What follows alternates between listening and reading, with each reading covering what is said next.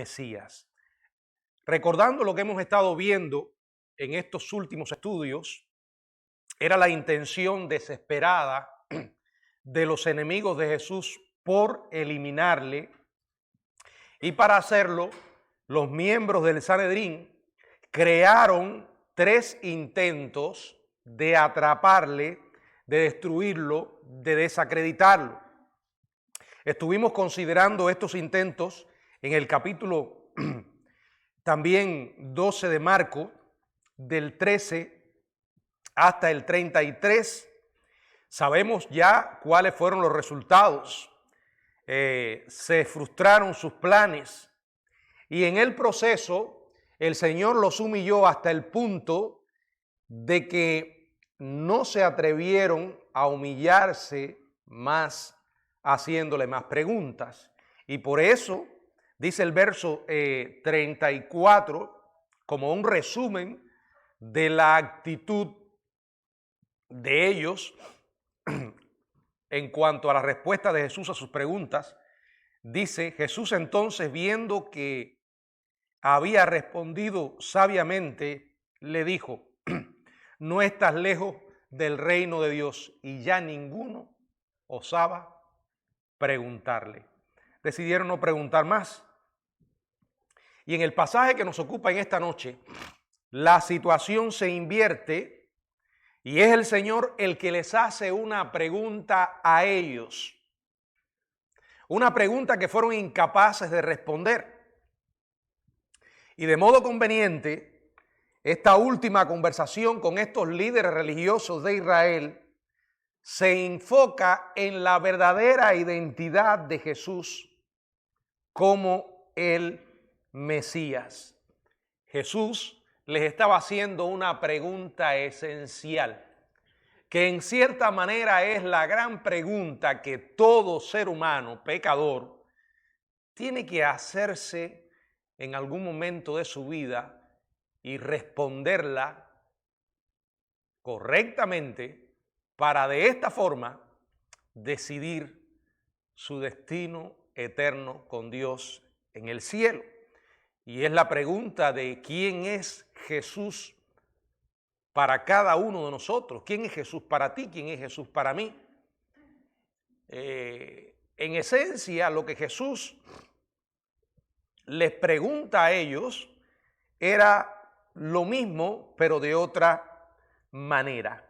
Y esta conversación épica tenía 2 aspectos. El primero, la invitación final, un llamado final que Jesús les hace al arrepentimiento, al reconocimiento de que Él era el Mesías, y la exposición final. En primer lugar, la invitación final. Verso 35. Dice: enseñando Jesús en el templo, decía: ¿cómo dicen los escribas que el Cristo es hijo de David?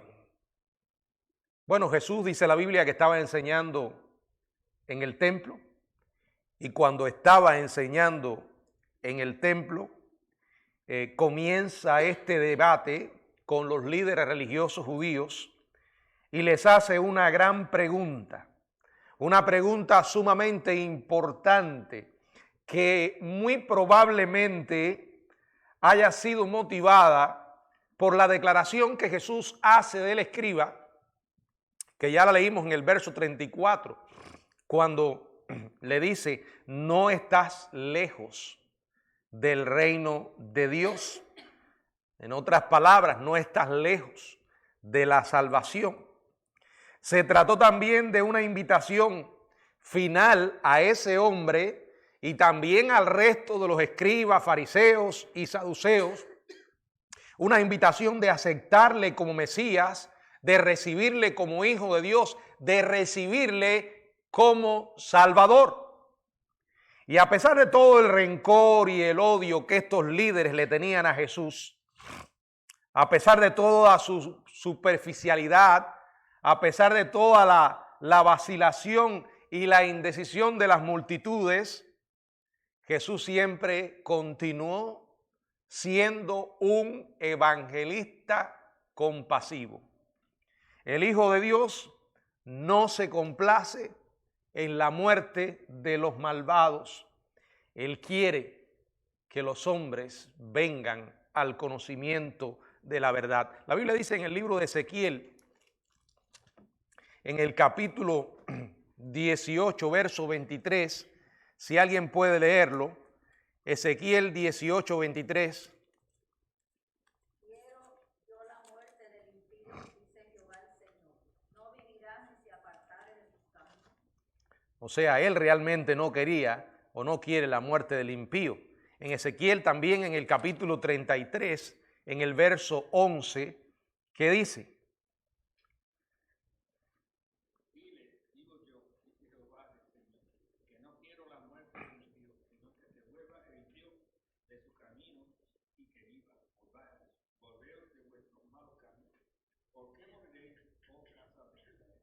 O sea, Dios no desea que la gente se pierda. Él no desea que la gente muera sin Él, porque enfrentarán una eternidad en el infierno. Y cuando Él estaba allí llevando adelante su ministerio, todas las vidas con las que se encontró les testificó del amor de Dios. En aquella ocasión memorable que relata en el libro de Lucas, en el capítulo 19, en los versos del 44, del 41 al 44, se nos relata cuando él se acercó a la ciudad, dice que lloró sobre ella y dijo: oh, si también tú conocieses a lo menos en este tu día lo que es para tu paz, mas ahora está encubierto de tus ojos. Y bueno, allí anunció la destrucción de esta ciudad y con esa destrucción mucha gente que moriría sin el verdadero Dios. Dios es paciente, dice la Biblia, no queriendo que ninguno perezca, sino que todos procedan al arrepentimiento. Pero el deseo de Dios está condicionado a la respuesta del hombre. El hombre debe recibir el evangelio en arrepentimiento y fe. De lo contrario, se irá de este mundo sin oportunidad de salvación.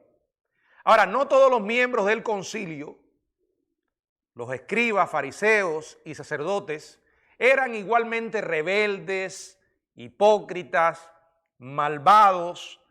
No todos habían rechazado de la manera como estos lo hicieron permanentemente a Cristo.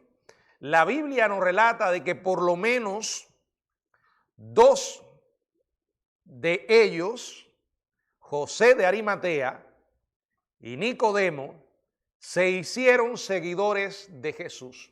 Aunque, como dice Juan en el capítulo 19, verso 38,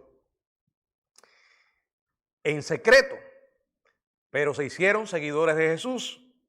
Después, en el mismo evangelio de Juan, en el capítulo también 19, en el mismo verso 38, pero agregando el verso 39, vemos la disposición de ellos de enterrar el cuerpo del Señor.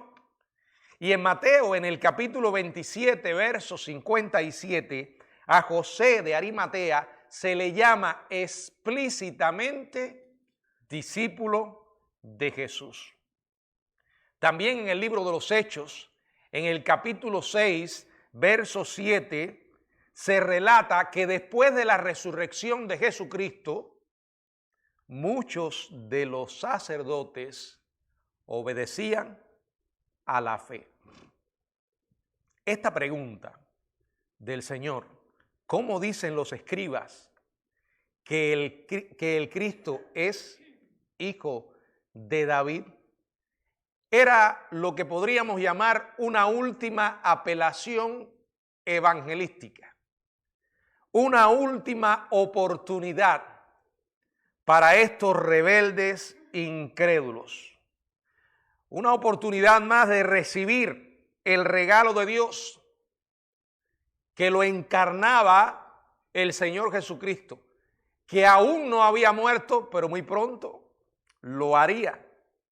Su pregunta no era como aquellos emisarios que le habían enviado de parte del Sanedrín.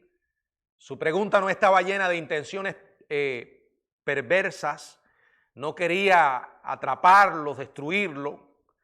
En realidad, la pregunta que Jesús les está haciendo en este verso 35, ¿cómo dicen los escribas que el Cristo es hijo de David?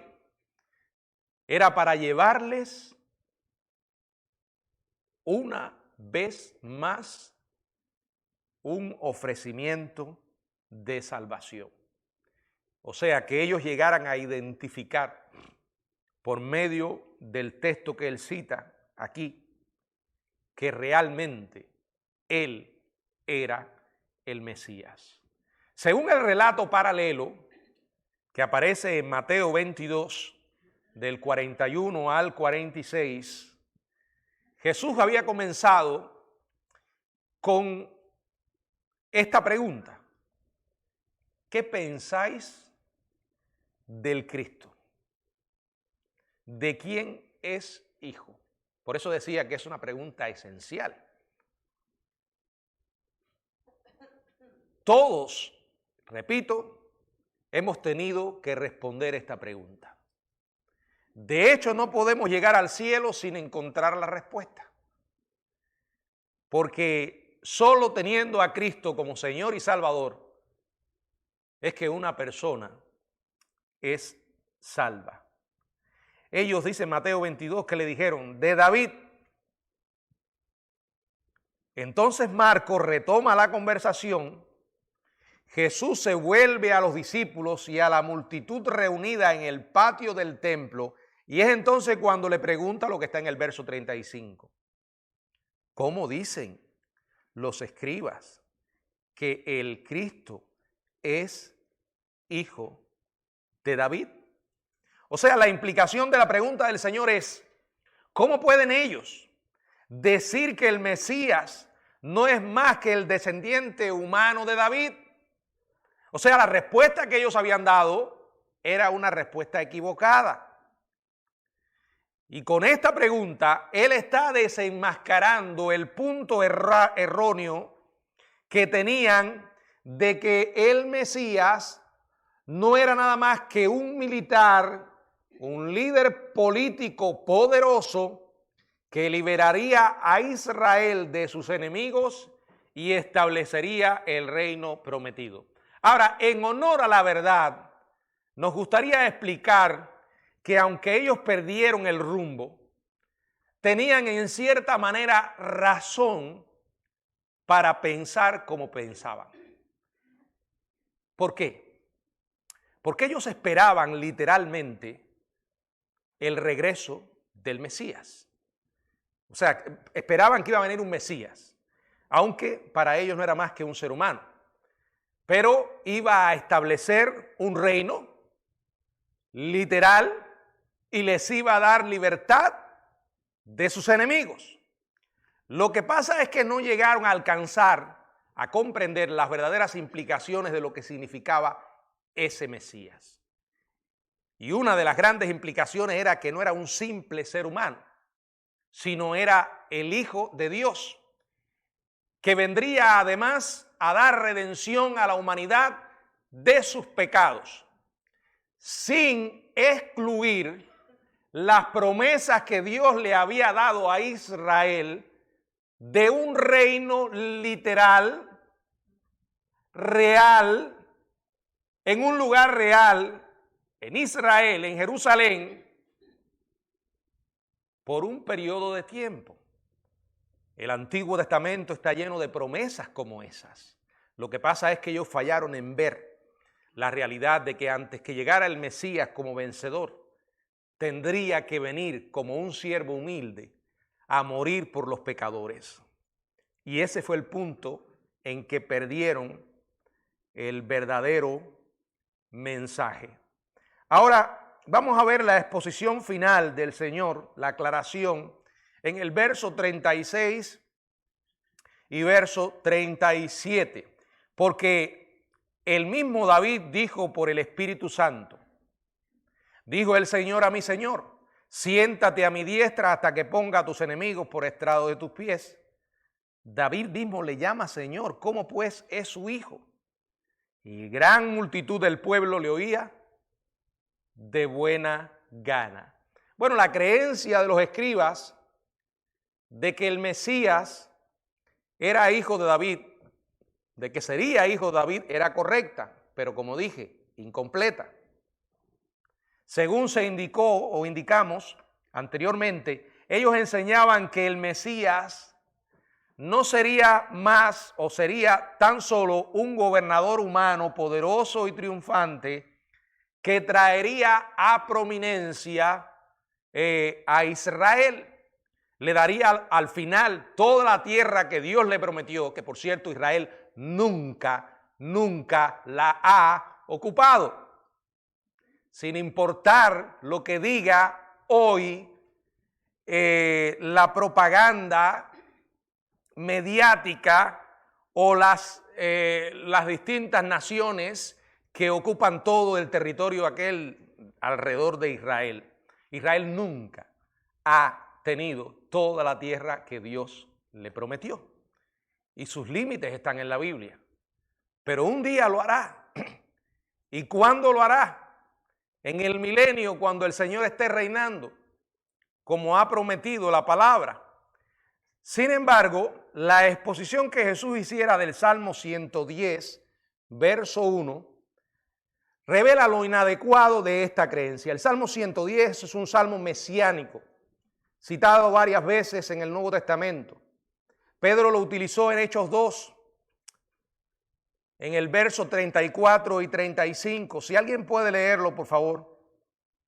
Jehová dijo a mi Señor, siéntate a mi diestra, hasta que ponga a tus enemigos por estrado de tus pies. Jehová te hará bendición todos. El 34 y 35. Estoy leyendo el Salmo. Hechos 2, 34 y 35. Porque David no subió a los cielos, pero él mismo dice, dijo el Señor a mi Señor, siéntate a mi diestra, hasta que ponga a tus enemigos por estrado de tus pies. Más o menos dice lo mismo que el Salmo. Y luego en Hebreos capítulo 1, verso 13. Pues a cuál de los ángeles dijo Dios jamás, siéntate a mi diestra, hasta que ponga a tus enemigos por estrado de tus pies. Siéntate a mi diestra. Hoy el Señor está a la diestra del Padre, esperando el cumplimiento de esa promesa. Fíjense que las implicaciones es esto de los enemigos por estrado de tus pies, es una promesa relacionada con el reino, porque esa era la posición en la que reinaban o en la que estaban los gobernantes cuando sus enemigos eran destruidos. También Pablo cita 1 Corintios 15, 25. 1 Corintios 15, 25. Porque preciso es que él reine hasta que haya puesto a todos sus enemigos debajo de sus pies. O yo no entiendo la Biblia, o aquí lo que dice es que Él va a reinar. Y no precisamente como algunos dicen, que ya está reinando en el cielo o que está reinando a través de la iglesia. Bueno, sí, Él gobierna en el cuerpo suyo, que es la iglesia, la que compró con su sangre. Pero la iglesia no es el reino. La iglesia es parte del reino. Parte del reino. El reino aparece en las Escrituras desde el comienzo mismo. Cuando Dios creó a Adán y Eva y les dio la capacidad de gobernar sobre la tierra, le dijo, sometan la tierra, reinen sobre ella, pero ustedes saben lo que ocurrió. Luego una y otra vez seguimos el reino. Cuando llega Jesucristo, Él dice, el reino de Dios se ha acercado. Y por cierto no menciona la iglesia porque la iglesia todavía no estaba.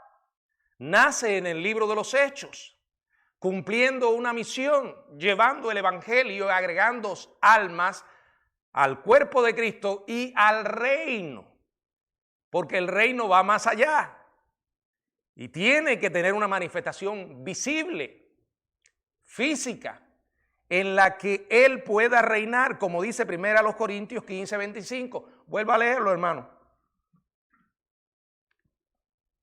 1 Corintios otra vez, José, léelo otra vez. 15, 25. Porque preciso es que Él reine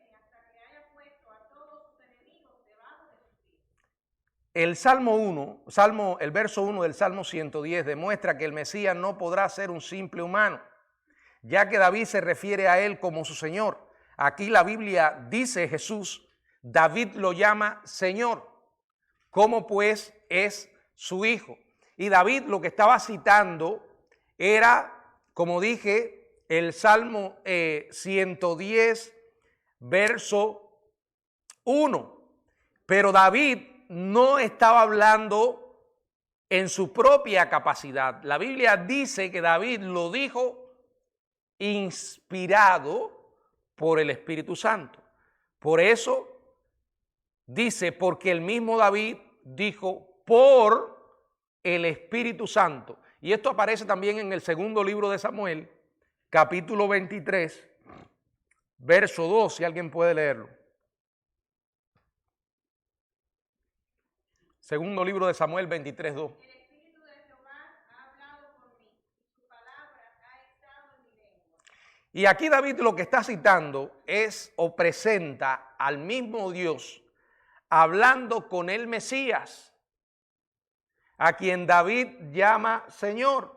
Además, Dios declara al Señor de David y le dice, siéntate a mi diestra hasta que ponga tus enemigos por estrado de tus pies. Aquí la palabra misma está elevando al Mesías a la diestra de Dios.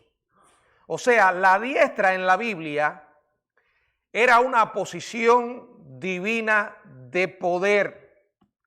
Y al decir que el Mesías está a la diestra del Padre, está diciendo que el Mesías es igual al Padre, es coigual con el Padre, en rango, en autoridad. En otras palabras, este verso es una confirmación de la deidad de Jesucristo. Una verdad cardinal para nosotros. No podemos negociar con esa verdad porque en ella está el corazón mismo del Evangelio. El gobierno del Mesías era absoluto, será absoluto, cuando Dios ponga a sus enemigos por estrado de sus pies. Esta misma frase aparece en Mateo 22, 44 y también en Lucas 20, 43. Y la referencia es a la ejecución de los enemigos del Mesías. Hay un pasaje que ilustra esto, un incidente, y está en Josué capítulo 10, 24 al 26, si alguien puede leerlo. Cuando lo hubieron llevado a Josué, llamó a todos los varones de Israel y dijo a los principales de la gente de guerra que habían venido con él, acercaos y poned vuestros pies sobre los cuellos de estos reyes. Y ellos se acercaron y pusieron sus pies sobre los cuellos de ellos. Y Josué les dijo, no temáis, ni os atemoricéis, sed fuertes y valientes, porque así hará Jehová a todos vuestros enemigos contra los cuales peleéis. Y después de esto Josué los hirió y los mató, y los hizo colgar en 5 maderos, y quedar colgados en los maderos hasta caer en la noche. Bueno, esto es una ilustración de a lo que se refiere poner a los enemigos como estrado de tus pies. Es una alusión a la victoria total que el Señor tendrá sobre los enemigos de Dios. El Antiguo Testamento revela no solo la humanidad del Mesías, de Jesús como el hijo de David, sino también su deidad, una deidad que es incuestionable. La humanidad de Cristo aparece claramente presentada en la Biblia. Por ejemplo, en Romanos 1:3 dice que él era del linaje de David según la carne, tenía que venir en la carne. Recuerden que como Salvador nos estaba sustituyendo a nosotros. Era el Cordero de Dios. Representaba a una humanidad perdida. Lucas 2:52 dice, y crecía en sabiduría, y en estatura, y en gracia, para con Dios y con los hombres. ¿Qué quiere decir esto? Que Jesús creció como cualquier otro niño. Creció en sabiduría y creció en estatura. Era humano, totalmente humano. Hebreos 2:14. Así que por cuanto los hijos participaron de carne y sangre, él también participó de lo mismo. Repito, era totalmente humano. Ahora, no es toda la verdad, porque también era totalmente divino. Es un error decir que Jesús era 50% humano y 50% divino. No, él era totalmente humano, 100% humano, aunque no pecó, pero yo no sé para qué decimos eso, porque el pecado no es el que nos hace humanos. Dios nos creó y nos creó sin pecado y éramos seres humanos. Jesús hacía todo lo que nosotros hacemos, excepto pecar. Hebreos dice que debía ser en todo semejante a sus hermanos y explica la razón. Esto está en Hebreos 2:17. Para venir a ser misericordioso y fiel sumo sacerdote en lo que a Dios se refiere, para expiar los pecados del pueblo. O sea, cuando nosotros enfrentemos cualquier tipo de experiencia, sin importar de lo que se trate, recuerda que el Señor anduvo entre nosotros. Fue humano, es humano y nos comprende. Jesús soportó las limitaciones físicas del ser humano. Sintió hambre, Mateo 4. Sintió sed, Juan 4:7. Se cansó, Juan 4 también, versos 5 y 6. El encuentro con la mujer samaritana, dame de beber. También experimentó el amplio espectro de emociones humanas. Gozo, Lucas 10:21. Dolor, Mateo 26:37. Amor, Juan 11:5. Compasión, Mateo 9:36. Asombro, Lucas 7:9. Enojo. Era humano, totalmente humano, pero también era totalmente Dios, completamente Dios. Juan 1:1 dice, y él era el verbo. Vamos a leer allí Juan 1:1. Y aquel verbo fue hecho carne, ¿no? En el principio era el verbo y el verbo era con Dios y el verbo Era Dios. El verbo era Dios. También en Juan 8:58 dijo, de cierto os digo, antes que Abraham fuese, ¿qué quiso decir? Que era Dios. Mire, la realidad es que los dirigentes judíos de aquel momento, a diferencia de los sectarios modernos, Testigos de Jehová o cualquier otra secta que niegue la deidad de Cristo, aquellos judíos entendieron clarito lo que Jesús quiso decir. ¿Por qué? Leímos Juan 8:18 donde él dijo, antes que Abraham fuese, yo soy. Juan 8:58. Ahora lean el verso 59. tomaron entonces piedra para arrojársela, pero Jesús se escondió y salió del templo y atravesando por el medio de ellos se fue. ¿Por qué creen que cogieron piedras para tirársela? Porque lo entendieron como una blasfemia. ¿Y en qué consistía la blasfemia? En que él estaba diciendo, yo soy Dios. En Juan 10:30, Jesús afirmó ser la misma esencia del Padre. ¿Qué dice Juan 10:30? Yo y el Padre somos uno. Una vez más los judíos intentaron apedrearlo. En Juan 10:30 dice eso. ¿Y qué dice en el 33? Juan 10:33.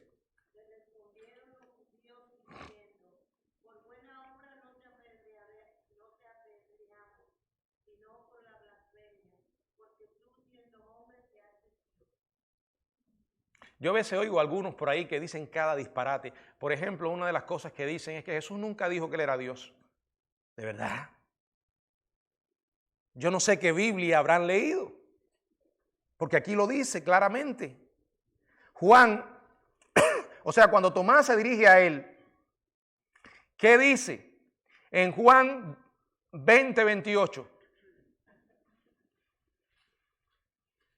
Juan 20:28. Entonces Tomás respondió y le dijo, Señor mío y Dios mío.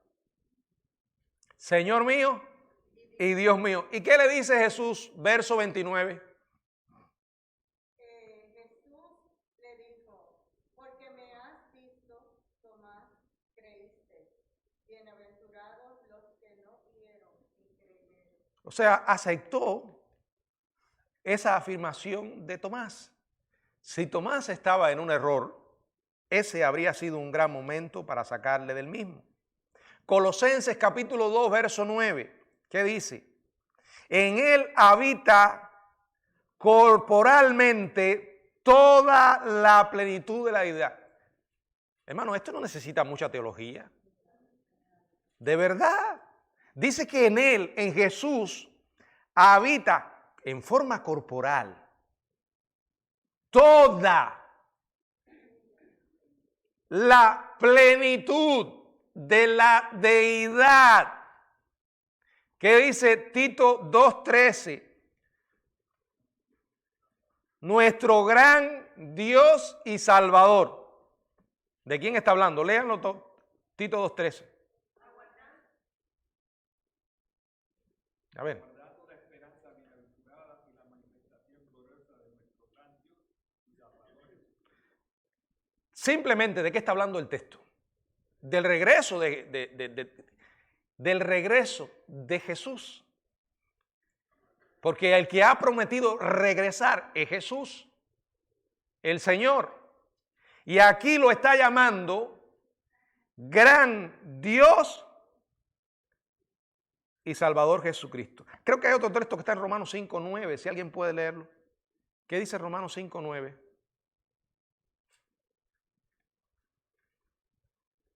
Pero mucho más, estando ya justificado en su sangre, por él seremos salvos. Bueno, estoy confundido. El texto que quiero hablarle es... el texto, después me lo ayudan a buscar, es este que dice, el cual es Dios sobre todas las cosas. Está en Romanos, si no me equivoco, pero ahora no recuerdo dónde. El cual es Dios. Si alguien tiene una concordancia por ahí.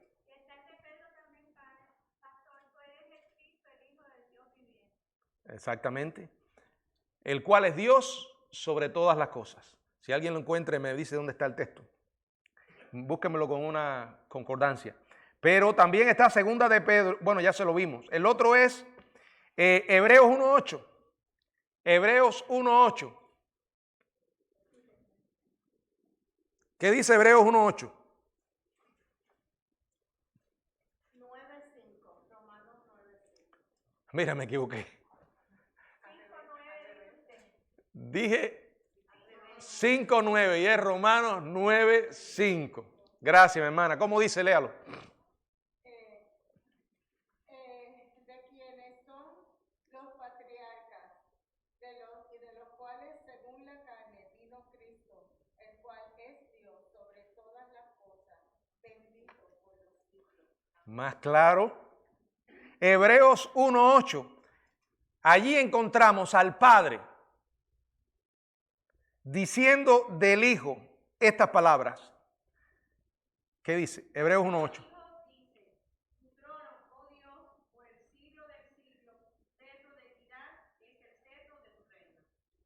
Miren, aunque Jesús enseñó en Mateo 4:10, al Señor tu Dios adorarás y a Él solo servirás, Jesús aceptó la adoración de tanto los hombres como de los ángeles.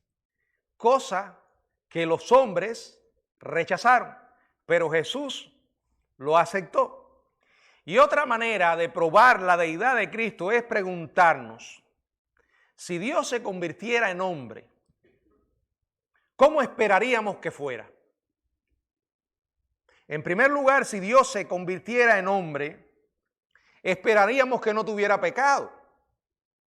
Porque Dios es absolutamente santo. Dice Isaías 6:3, santo, santo, santo. O sea, si Dios se convirtiera en hombre, esperaríamos que no tuviera pecado. Y así fue precisamente. Y es Jesús. El único que pudo decir, ¿quién de vosotros me redarguye de pecado? Hermano, es solo Jesús. Cuando la Biblia dice que no hay justo ni aun uno, eso es lo que quiere decir. No hay ser humano que haga el bien y nunca peque, dice la Biblia.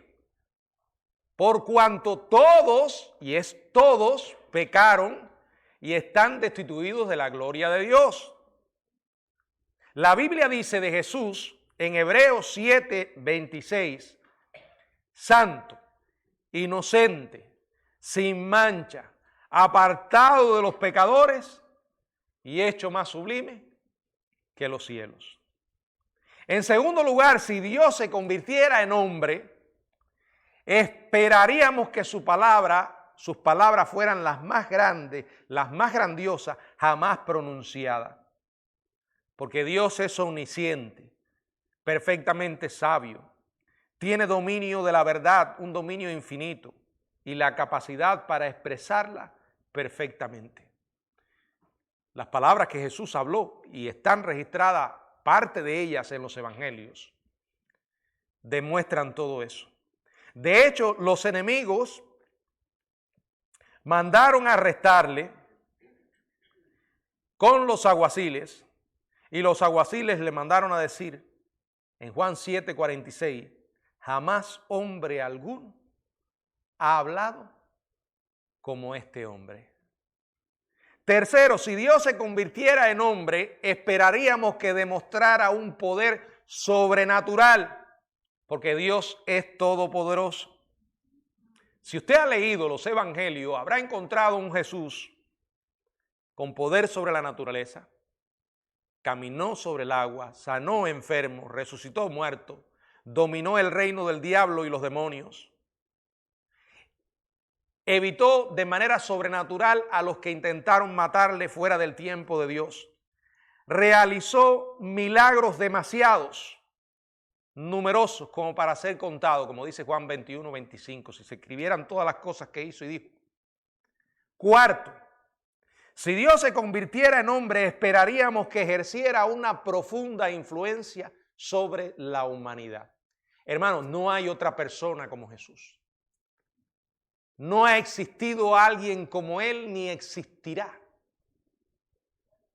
Y trate de comparar a Jesús con cualquier otro.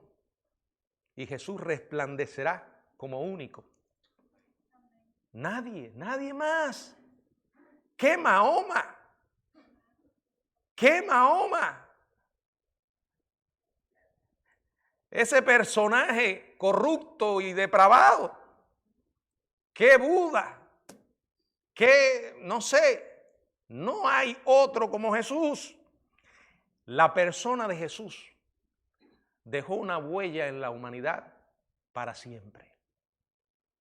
Y por eso cada ser humano tiene que preguntarse, ¿quién es Jesús para mí? Hoy cuando vemos de manera palpable lo perdida que está la humanidad, empezando por una gran mayoría en Israel, incrédula, el pueblo que Dios escogió, rechazó al Mesías en su gran mayoría y hoy una gran cantidad en Israel permanece en incredulidad. Una ceguera, como dice la palabra, en parte. Pero siguen allí rezando y golpeando las piedras del muro, pero perdidos. No vaya a creer a nadie que le diga que porque un judío es salvo. No, un judío sin Cristo está perdido. Si se muere va al infierno. Sabemos que dentro de Israel hay muchos cristianos también. Y sabemos que al final muchos se volverán al Señor. Pero hoy, ahora, considere a los enemigos de Israel. Peores que Israel. Considere los millones que viven ciegos y esclavos de una religión peligrosa y fanática, como es el Islam. Yo no sé ahora la cifra exacta de musulmanes que hay en el mundo, pero es una cifra alta. Todos están perdidos, hermanos. Perdidos. No se crea el cuento. Alá no es el Dios de la Biblia para nada. No lo es. Ningún verdadero cristiano va a encontrar justificación en la Biblia para cargarse de explosivos y hacer volar un avión. Lo hará porque se volvió loco o es un desgraciado pervertido, pero no porque encuentre justificación en la Biblia. Sabemos que en la Biblia hay pasajes fuertes cuando Dios mandó a exterminar una nación por juicio. Pero cuando usted completa toda la revelación de Dios y cómo Dios fue llevando adelante su propósito y su plan, va a terminar con un evangelio de gracia, donde Dios jamás envía a nadie a predicar el evangelio y le dice: si no lo acepta, córtale la cabeza. No, no, hermanos. Ese no es el evangelio de Cristo. Sin embargo, y aquí lo digo en plena conciencia, sabemos que no todos los musulmanes son terroristas, pero todos los terroristas son musulmanes. Y si usted duda de lo que yo le estoy diciendo, busque una sociedad islámica, aquí en Orlando hay una, y pida que le den una copia del Corán. Hay Corán en español. Y póngase a leer el Corán. Y allí verá sus suras, una tras otra. Dentro de las enseñanzas está que el Corán o el Islam tiene la meta de ganar o de llevar a todo el mundo al conocimiento de Alá. Trata de convencerlo. Si no lo convences, elimínalo. Así que cuando usted escuche a alguien que le diga que el Corán, que el Islam es una religión pacífica, eso es una mentira. Ahora, no todos llegan a ese extremo, porque algunos saben usar la cabeza, todavía les queda, y saben las consecuencias de eso. Pero hay otros, imagínense cuando un corazón depravado se mezcla con una religión fanática y vacía, cómo una persona puede llegar a cometer una barbarie contra una criatura inocente, decapitarla, quemarla. Y miren, hermano, les voy a decir algo. Lo que está pasando en el Medio Oriente no es un problema solo con Israel. Las metas que tienen estos grupos es llevar su religión al mundo entero. Tienen dos estrategias. La primera es por la llamada yihad o las guerras santas. Si no puedes lograrlo por medio de las guerras santas, lógralo por medio de la inmigración. Ocupa a las naciones emigrando a ellas. Cuando lleguen suficientes, irán adquiriendo poder político e irán controlando los destinos de la humanidad. No hay comparación entre el Evangelio, la verdad del Evangelio, la persona de Jesucristo, con estas religiones. Y lo increíble de todo esto, hermano, es que las personas viven sometidas. Los peores enemigos que tienen estos pueblos son esos gobernantes. Esos gobernantes donde hablan de Dios o de Alá y en realidad no hay nada en sus vidas. Ustedes saben lo que nosotros enseñamos sobre la Biblia, por la Biblia acerca de la homosexualidad. Pero nosotros como cristianos creemos que a una persona homosexual se le debe respetar el derecho a la vida. Y no por ser homosexual tengo yo derecho de llegar a esa persona y matarla. No, no hay justificación para eso. Cuando una religión te dice, acaba con eso, o acaba con aquel porque no quiere creer, ahí tú te puedes tener una idea de a quién sirve. Jesús dijo que el ladrón vino para matar y destruir. Nuestra responsabilidad es llevarle el evangelio. La gente lo puede aceptar o rechazar. Al final es Dios quien los va a juzgar.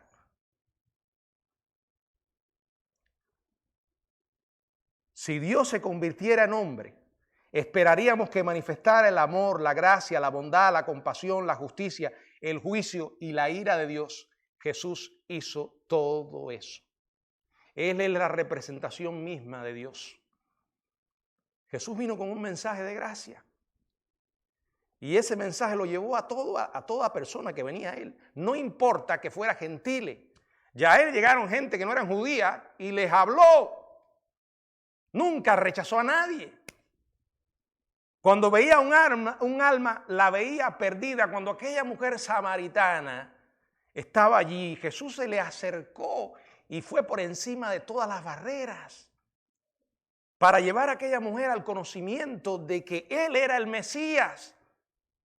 Eso es lo que me hace cada día vivir más convencido que el cristianismo es único, que el evangelio es único.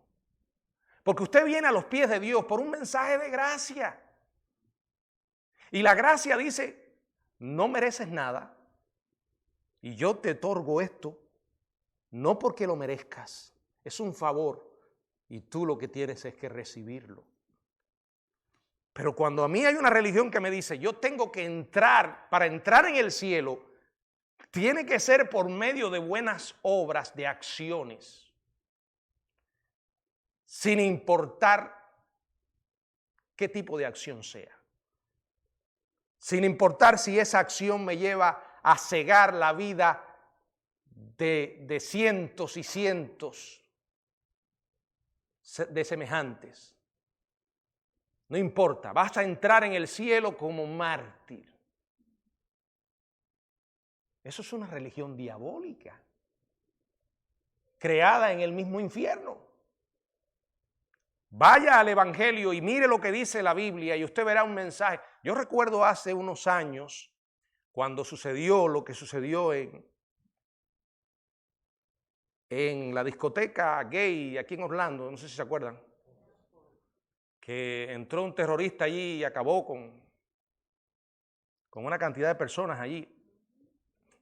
Me acuerdo que a raíz de eso salió un pastor por internet, no sé de dónde salió ese personaje, y en ese momento se puso a decir que lo que había que hacer con los homosexuales era eso. Yo decía, pero ¿qué evangelio oyó este hombre? ¿Qué Biblia leyó? ¿De verdad? Hermanos, el evangelio es único. Y por cierto, ofrece una oportunidad a toda persona, sin importar quién sea, dónde viva y qué crea. Toda esta gente está perdida, de verdad.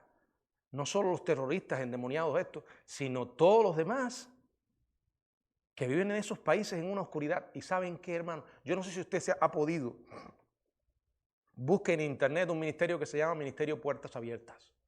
Allí le informa la cantidad de cristianos que hay en cada país y los que están sufriendo persecución.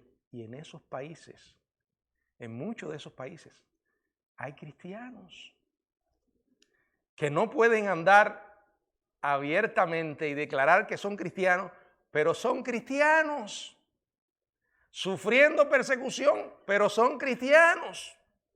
Yo esta semana veía el video de un ex miembro de ISIS contando su testimonio. Y mientras lo contaba, aquel hombre lloraba y decía, esto no fue lo que me enseñaron a mí. También estaba en las noticias que un hijo de un miembro, de uno de los altos líderes de Hamás, se convirtió al evangelio. Y públicamente estaba haciendo declaraciones de lo que hacía ese grupo terrorista. Hermano, es increíble. Pero el único que tiene poder para salvación es Cristo. Y la gente que tiene una religión no tiene un salvador. Vive una vida miserable. Mire, otra de las noticias que circuló esta semana fue que se descubrió